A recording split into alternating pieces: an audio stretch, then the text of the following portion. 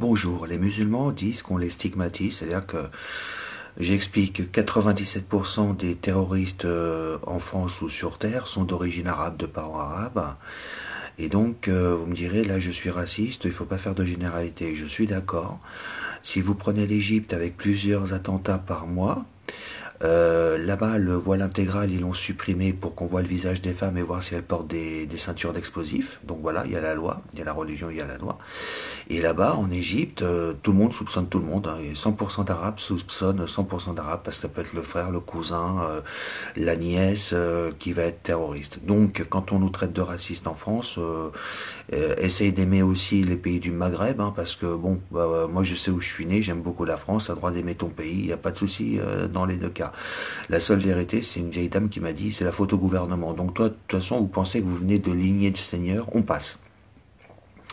Voilà, qu'est-ce que je voulais vous dire? La ministre en Nouvelle-Zélande, au mois d'avril, il y a eu un attentat de Néo-Zélandais, on va dire un Européen, qui a tué plus de 30 musulmans dans un attentat terroriste en Nouvelle-Zélande. Et la première ministre s'est mis un voile et s'est voilée pour déposer des fleurs en mémoire des victimes. C'est super beau. Voilà. Ce que je voulais te dire, c'est que apparemment le chapeau musulman, la kippa musulmane chez les hommes, un peu ce que je porte, euh, on n'en parle pas, mais on parle toujours du voile des femmes. Hein. Donc apparemment c'est pas important. Je sais que les hommes dorment pas avec leur kippa musulmane, donc ils peuvent la retirer quand il y a des commémorations au Bataclan ou ailleurs. Déjà l'homme il peut retirer, parce qu'apparemment c'est pas important, c'est toujours le voile des femmes dont on parle. Ensuite les femmes, c'est comme pour les hommes en religion musulmane, doivent baisser le regard pour pas attiser le désir des autres ou pour pas être méchant, et doivent être chastes. Alors j'imagine quand on est en couple, on peut éviter d'être vierge parce qu'on est en couple. Ça, il n'y a aucun souci. Tu peux te poser la question, il n'y a pas de souci. En couple, tu fais à peu près ce que tu veux. Mais c'est pas au cours d'une commémoration de victimes du terrorisme en France ou ailleurs que ta femme voilée va se faire violer par l'ensemble des hommes ici qui sont en train de pleurer leurs victimes, qui sont en train de pleurer leurs familles et les victimes des attentats. Donc, comme la première ministre en Nouvelle-Zélande au mois d'avril 2019, essayez de vous dévoiler, vous verrez que c'est un gros effet émotionnel de voir que on peut vivre comme les autres. Voilà.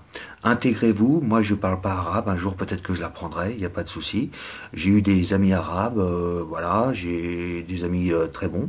Mais bon. Il faut essayer de s'intégrer, il faut arrêter de dire des conneries.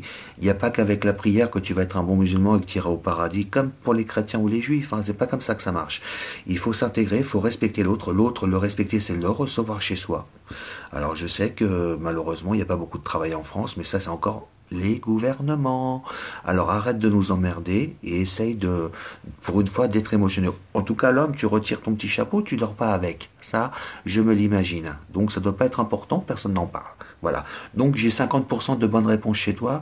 Je suis pas raciste. J'espère que tu ne l'es pas. N'oublie pas l'Égypte. N'oublie pas tout ce sang de tes proches qui pleurent et qui saignent et qui ont mal.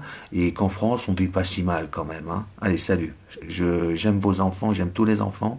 Comme disait Jésus, les innocents d'abord, eux, ils sont ni musulmans, ni juifs, ni chrétiens. Ce sont des innocents.